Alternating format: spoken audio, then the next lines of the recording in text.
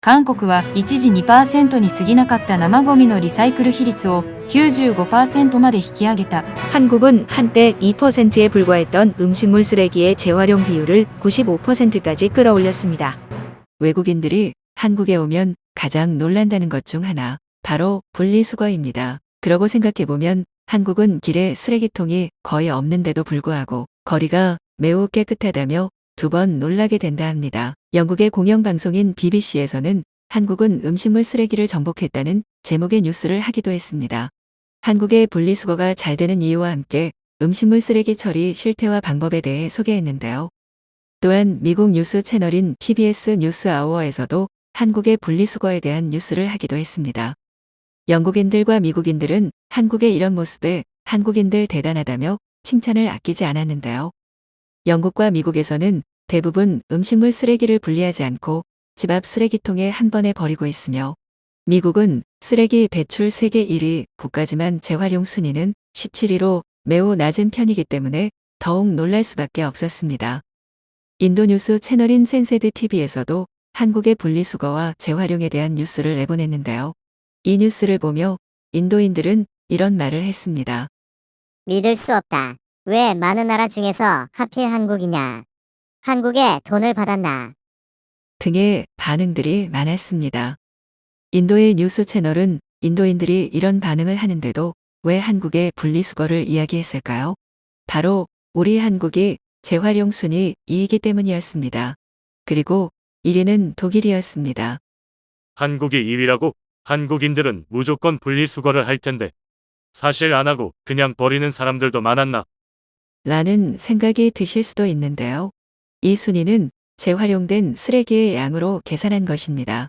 한국인이 얼마나 재활용을 하는지로 계산한 값이 아니죠. 그렇다면 한국인들이 애써 재활용한 쓰레기들은 어떻게 된 것일까요? 재활용된 쓰레기는 62.8%만이 재활용 업체로 보내지며, 그중 값어치를 할 수 있는 물질로 나뉘어져 40%만이 재활용된다 합니다. 나머지는 그대로 소각되거나 매립되는 것이죠. 전 세계 2위라는 것은 자랑스러워할 만한 순위입니다. 그렇다면 우리 한국이 재활용 대국이 될 수 있었던 이유는 무엇일까요? 한국인들의 시민의식과 정부 그리고 기업에서 모두 노력한 결과라 볼 수 있습니다. 쓰레기가 가장 많이 배출되는 곳은 어디일까요? 바로 가정이죠. 만약 한국의 시민들이 재활용을 전혀 하지 않았다면 아무리 정부나 기업에서 뭔가를 한다 해도 그 효과는 미미했을 것입니다. 우리 한국이 쓰레기로 넘쳐나지 않을 수 있었던 그 첫 번째 단추는 시민의식이라 볼 수 있는 것이죠. 그렇다면 한국인들의 시민의식은 어디서 온 것일까요? 이것은 정부의 노력이 함께했다 이야기합니다. 그리고 제대로 배운 시민들이 한국을 위해, 나라를 위해 약속을 지켰기 때문이죠.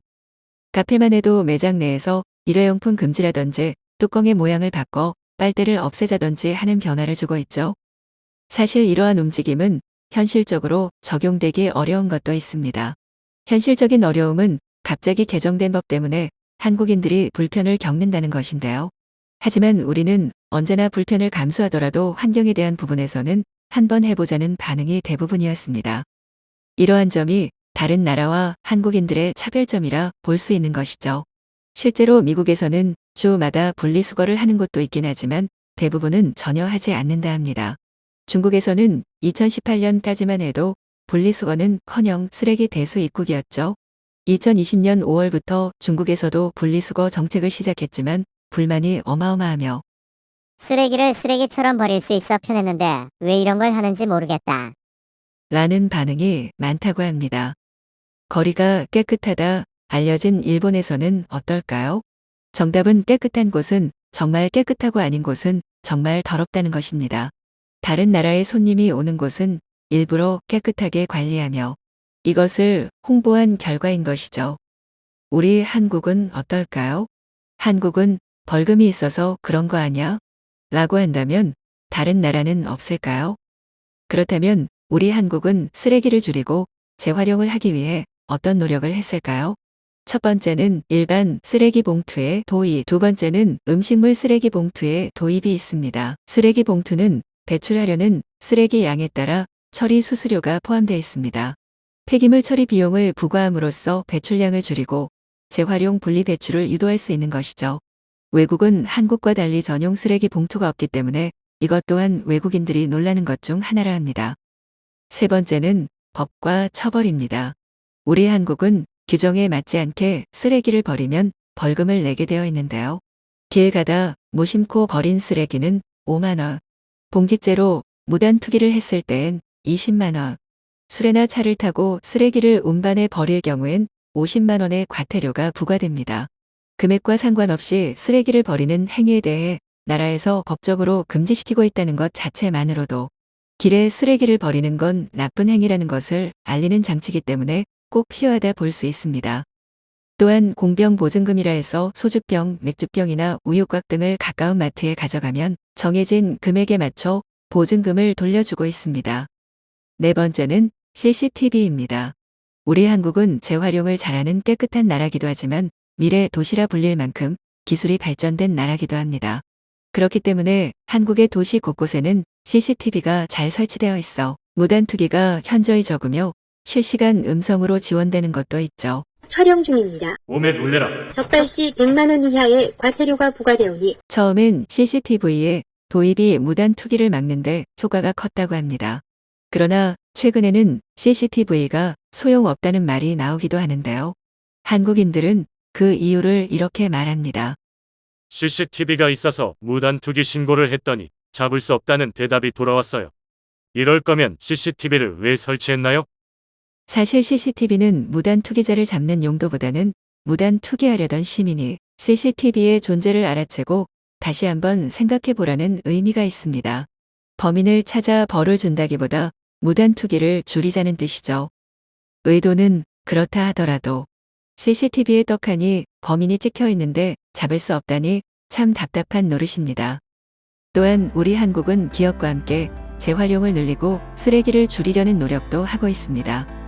쌀밥을 먹지 않는 나라에서 온 외국인들이 가장 많이 찾는 음식점은 어디일까요? 패스트 푸드점인데요. 롯데리아, 맥도날드, 버거킹.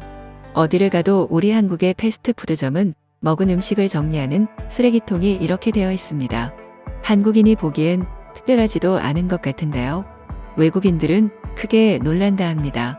더 충격받는 점은 매장이 엄청나게 깨끗하다는 것이라 말합니다.